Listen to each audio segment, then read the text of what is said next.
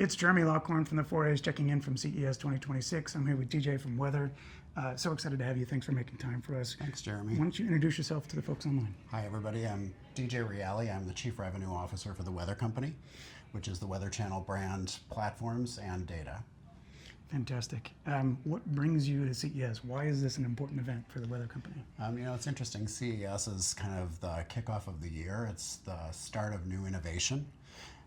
There's a lot of interesting things to see and hear from clients, and so we always like to come to CES and get the latest so that we can plan into 2026. Yeah, fantastic. It's a great way to kick off the year for sure. Yes, absolutely. Yeah. And what are you hearing from clients in terms of why are they here and what are they interested in learning? Well, it's interesting, particularly in the C space, marketers are really interested and have continued to be interested in data and AI, emerging technologies, how we can apply them to brands and how we can advance them, which seems to be, progressing pretty nicely, actually. Mm-hmm. Yeah. One of the things I love about CES is it gives you, as you were indicating, sort of a glimpse into the future. It's a great way to kick off the year.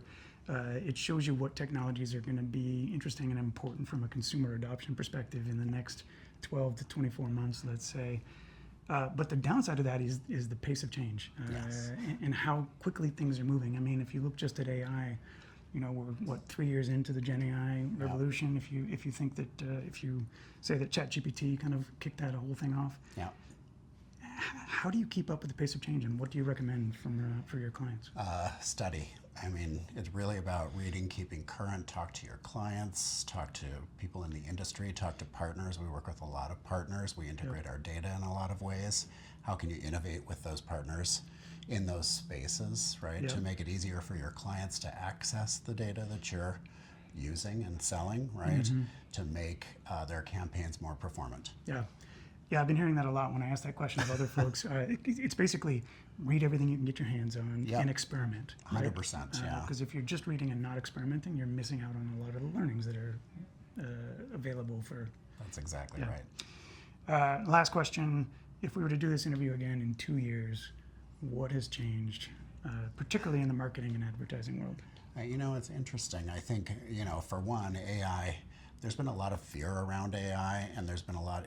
It has felt almost like a threat, right? People have thought, oh, it's going to take my job or whatever. But more and more, I think we're hearing that, people are less afraid and more about embracing the technology. There are a lot of new tools out there, right? And so, how do we apply the tools? It's fun to use the tools. How do we nurture our teams and help them increase their knowledge around AI? So I think that's one of the most important things. And then how does that help us to facilitate the workload? How does it help us create, right? And how does it help us evaluate performance and evaluate campaign execution in a better, faster way? Yeah. Amazing. I think that's a perfect place to end it. Thank you so much for joining us. Jeremy, thank you. Appreciate the time today. Such a great day. And a beautiful view we have out there. Stay tuned for more updates from the 4As at CES 2026. Thanks, everybody.